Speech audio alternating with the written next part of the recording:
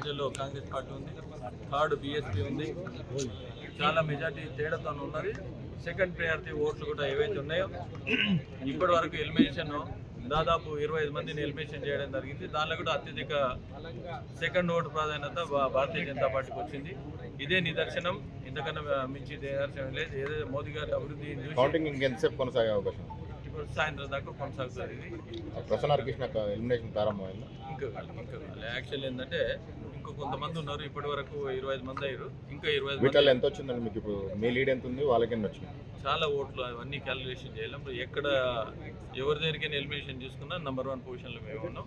అవి చేసిన తర్వాత మేము చెప్తాం. అంటే మీకు ప్రసన్న కృష్ణ ఓట్లు మీ వైపు డైవర్ట్ అయితే అంటున్నారు? అది చూసినాక చెప్తాం డైవర్ట్ అయితే. ఎందుకంటే మోదీ గారు చూసి చాలామంది ఆయనకు ఫస్ట్ చేసి మాకు కూడా సెకండ్ వేయడం జరిగింది. 100% మేము విన్నింగ్ ఛాన్సెస్.